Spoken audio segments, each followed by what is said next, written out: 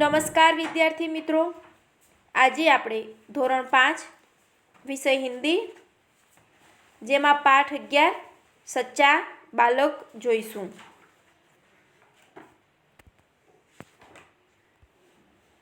विद्यार्थी मित्र, यह जीवन प्रसंग कहानी है।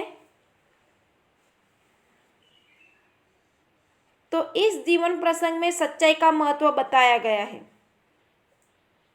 यह जो जीवन प्रसंग है उसमें सच्चाई का महत्व बताया गया है। जीवन में चाहे कितनी भी मुश्किलें आए, पर जो मनुष्य अपने आदर्शों को नहीं छोड़ता वही महान बनता है। सत्य को भगवान का स्वरूप माना गया है। सभी धर्म सच बोलने का उपदेश देते हैं। तो इस पाठ में सच बोलने वाला एक बालक डाकुओं को भला आदमी बना देता है। तो हम देखते हैं और शुरू करते हैं। एक समय की बात है, एक लंबा काफिला बगदाद की ओर जा रहा था। एक समयની વાત છે, एक मोटो काफिला यानी काफलो बगदाद की ओर जा रहा था। बगदाद तरफ जा रह्यो हतो। रास्ते में उस पर डाकू टूट पड़े और लूटमार करने लगे। रस्ता में तेना ऊपर डाकुओ टूटी पड़्या अने लूटमार करवा लाग्या। उस काफिले में एक 9 वर्ष का बालक था। उसी काफिले में तेज काफिला में एक 9 वर्षनो बालक हतुं। वह एक और चुपचाप खड़ा रहकर इस लूटमार को देख रहा था। ते एक बाजू ऊभो रह्यो अने लूटमार ने देखी रह्यो हतो। एक डाकू की नजर उस लड़के पर पड़ी। एवामां ज एक डाकूनी नजर ते छोकरा पर पड़ी। लड़के के पास आकर वह डाकू कड़क कर बोला, तेरे पास भी कुछ है? ते छोकरा पासे आव्यो अने डाकू कठोरताथी अने पूछ्યું, तारी पासे पण काई छे के? लड़का बोला, मेरे पास 40 असरफिया है। 40 असरफिया है। शू कीधुं छोकराए? मारी पासे 40 असरफिया यानी सोना मोहर। पहला जे आवती सोनानी मोहर ए 40 छे। डाकू चकित होकर, क्या कहा? तेरे पास 40 असरफिया है? के शू ते कह्युं? तारी पासे 40 सोना मोहर छे? लड़का, जी हाँ के हाँ। डाकू लड़के का हाथ पकड़कर सरदार के पास ले गया। डाकुए छोकरानो हाथ पकड़्यो अने सरदार पासे लई गयो। उसने अपने सरदार से कहा, यह लड़का अपने पास 40 असरफिया बताता है। तेणे सरदार ने कह्युं, आ छोकरो पोतानी पासे 40 सोना मोहर छे एम कहे छे के? सरदार बोला लड़के से, तेरी असरफिया कहाँ है? शू कीधुं सरदारे? तारी सोना मोहर क्या छे? लड़के ने अपनी सदरी को फाड़कर उसमें छुपी असरफिया निकाली। तो छोकराए पोतानुं जाकेट फाड़ी दीधुं अने तेमां छुपावेली जे सोना मोहर हती ते बतावी। उन्हें सरदार के सामने रखते हुए कहा, यह देखो। तेणे सरदारनी सामे मूकीने कह्युं, आ जुओ।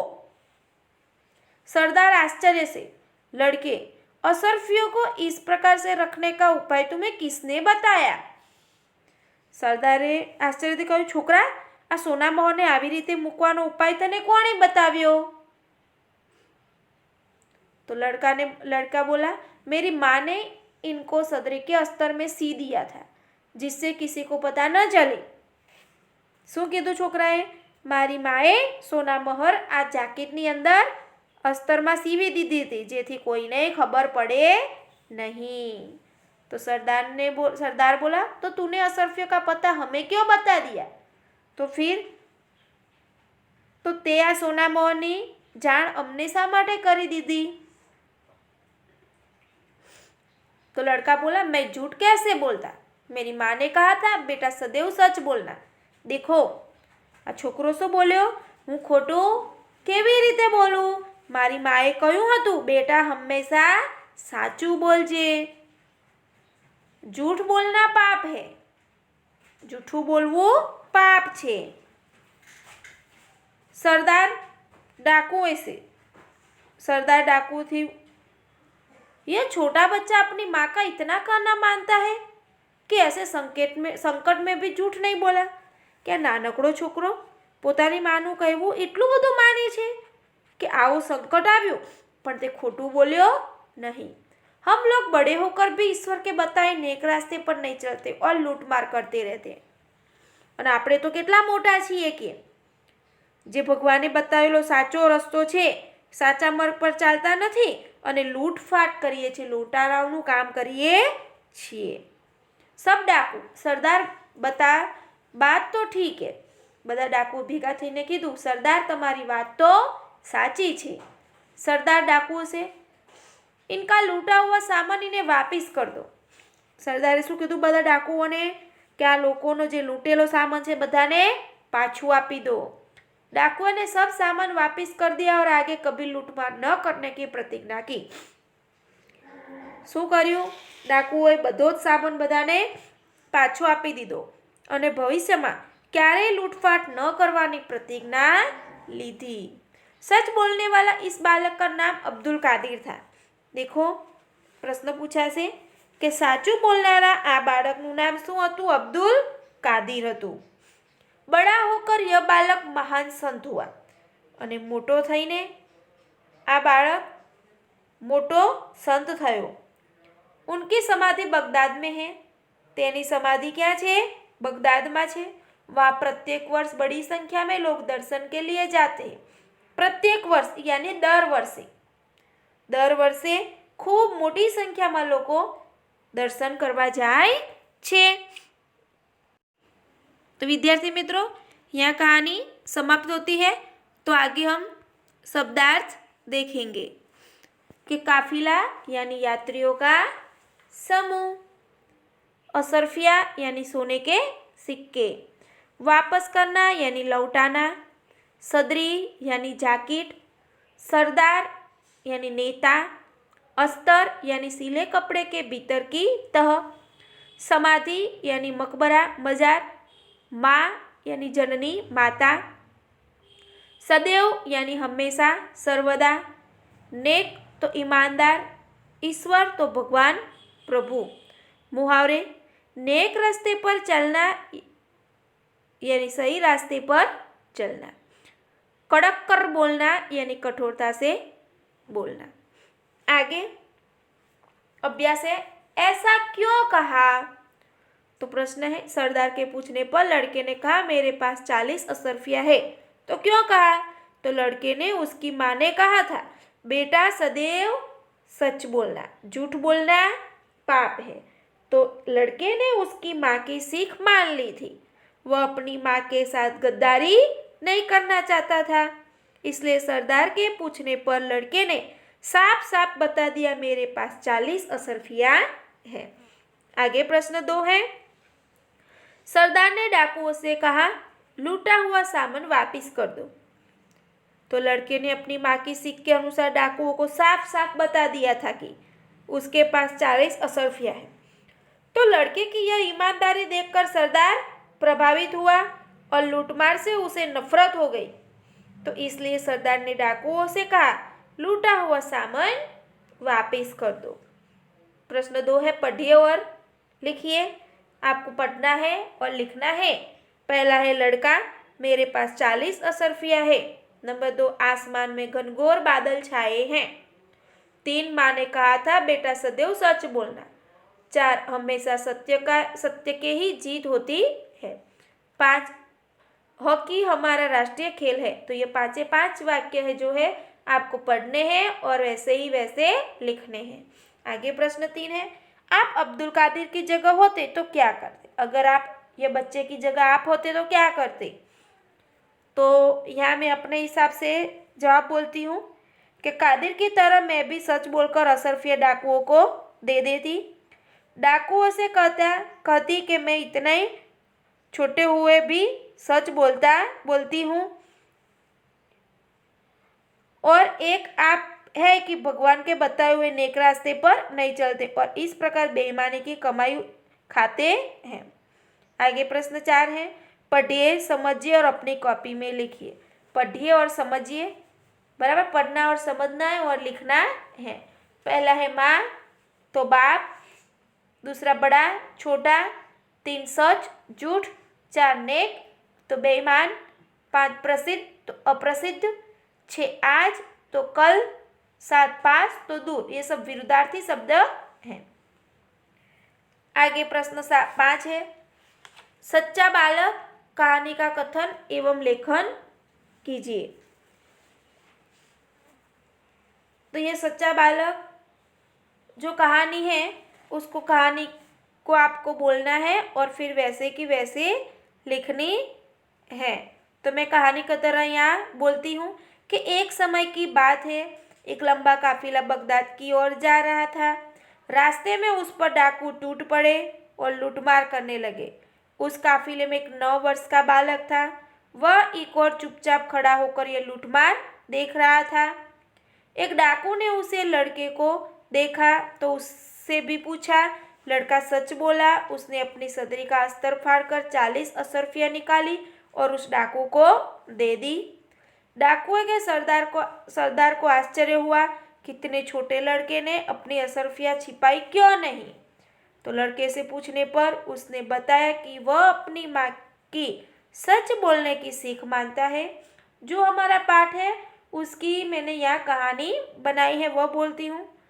वह ऐसी मुसीबत के समय में भी माँ के साथ गद्दारी नहीं करना चाहता, इसलिए वह सच बोला। इतने छोटे लड़के को अपनी माँ की सीख पर अडिग रहते देखकर डाकू और उनके सरदार का दिल पसीज गया। उन्होंने लूटा हुआ माल वापिस कर दिया और नेक रास्ते पर चलने की प्रतिज्ञा की। सच बोलने वाला इस बालक का नाम अब्दुल कादिर था। वह बड़ा होकर महान संत हुआ।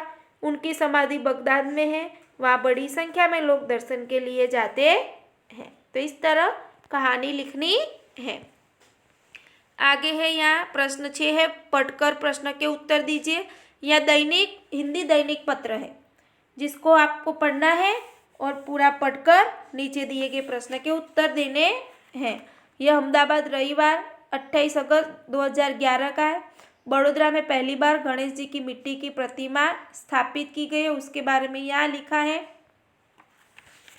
तो इसके प्रश्न है कि प्रश्न 1 है, अखबार में छपा समाचार कब प्रसिद्ध हुआ है। तो आपको चित्र देखकर बताना है कि अखबार में छपे समाचार 28 अगस्त 2011 के दिन प्रसिद्ध हुआ है। प्रश्न 2 है, समाचार की हेडलाइन पढ़िए। तो समाचार की हेडलाइन आपको पढ़ना है कि वडोदरा में पहली बार गणेश जी की मिट्टी की प्रतिमा स्थापित होगी। प्रश्न 3 है, समाचार किसके बारे में है। तो समाचार बड़ौदा में गणेशोत्सव के लिए तैयार होने वाले गणेश जी की 22 फुट ऊंची और 800 किलो वजन की मिट्टी की प्रतिमा के बारे में है। प्रश्न 4 है, समाचार पत्र के संदर्भ में कोई 4 प्रश्न बनाकर उत्तर लिखिए। तो हम 4 प्रश्न बनाएंगे। यह किस शहर के समाचार है। तो यह बड़ौदा शहर के समाचार हैं। दूसरा बनाएंगे प्रश्न, कौन से मंडल ने गणेश जी की प्रतिमा स्थापित करने का निर्णय किया। तो ताड़फलिया सार्वजनिक युवन मंडल ने गणेश जी की प्रतिमा स्थापित करने का निर्णय किया है। और तीसरा हम प्रश्न बनाएंगे, गणेश जी की प्रतिमा किससे बनाने का निर्णय किया है। तो गणेश जी की प्रतिमा मिट्टी से बनाने का निर्णय किया है। चौथा बनाएंगे प्रश्न, प्रतिमा निर्माण के लिए किसको बुलाया गया है। तो प्रतिमा निर्माण के लिए कोलकाता से विशेष मूर्तिकार को बुलाया गया है। आगे प्रश्न 5 है कि निम्नलिखित शब्दों के समानार्थी शब्द ढूंढिए और लिखिए। निम्नलिखित जो शब्द है उसके समानार्थी शब्द हमें लिखने हैं। नगर तो शहर, बड़ी तो विशालकाय, गणपति तो गणेश, खास तो विशेष, अतिथि तो मेहमान, मूर्ति तो प्रतिमा। आगे स्वाध्याय देखते हैं। स्वाध्याय में प्रश्न के उत्तर देने हैं। प्रश्न 1 है, काफिला कहाँ जा रहा था। तो उत्तर, काफिला बगदाद की ओर जा रहा था। प्रश्न 2 है, बालक की उम्र कितनी थी। बालक की उम्र 9 साल की थी। प्रश्न 3, लड़के के पास कितनी असरफियाँ थी। उत्तर, लड़के के पास 40 असरफियाँ थी। चौथा है, लड़के ने असरफियाँ कहाँ रखी थी। तो उत्तर, लड़के ने असरफियाँ अपनी सदरी के अस्तर में रखी थी। पांचवा प्रश्न है, लड़के की माँ ने उसे क्या सीख दी थी। तो लड़के की माँ ने उसे हमेशा सच बोलने की सीख दी थी। प्रश्न 6 है, डाकुओं ने लड़के से क्या सीखा? तो डाकुओं ने लड़के की ईमानदारी सीखी। उन्होंने सोचा कि इतना छोटा लड़का अपनी माँ की सीख मानकर चलता है और हम है कि अपने भगवान के बताए हुए नेक रास्ते पर नहीं चलते। तो उस दिन से उन्होंने लूटमार करना छोड़ दिया और नेक रास्ते पर चलने की प्रतिज्ञा की। आगे का प्रश्न 7 है, तो सच बोलने वाला बालक कौन था? तो सच बोलने वाला बालक अब्दुल कादिर था। प्रश्न 8 है, अब्दुल कादिर की समाधि कहाँ है? तो अब्दुल कादिर की समाधि बगदाद में है। आगे प्रश्न 2 है, सही जोड़े मिलाइए और वाक्य में प्रयोग कीजिए। अ और ब है, इसके सही हमें पहले जोड़े मिलाने हैं, फिर वाक्य में प्रयोग करने हैं। तो कड़क कर बोलना, तो सामने से हम लिखेंगे कठोरता से बोलना, तो उसका वाक्य बनाएंगे, वाक्य में प्रयोग करेंगे। पिताजी कड़क कर बोले तो नौकर ने चोरी कबूल कर ली। दूसरा है घुटने टेकना, तो सामने में से आएगा हार मानना, तो वाक्य बनाएंगे हम, अंग्रेजों ने गांधी जी के आगे घुटने टेक दिए थे।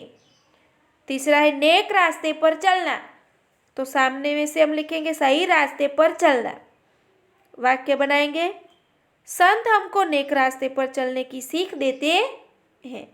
चौथा है आँखों का तारा यानी बहुत प्यारा, तो वाक्य बनाएंगे, माँ के लिए बेटा अपनी आँखों का तारा होता है।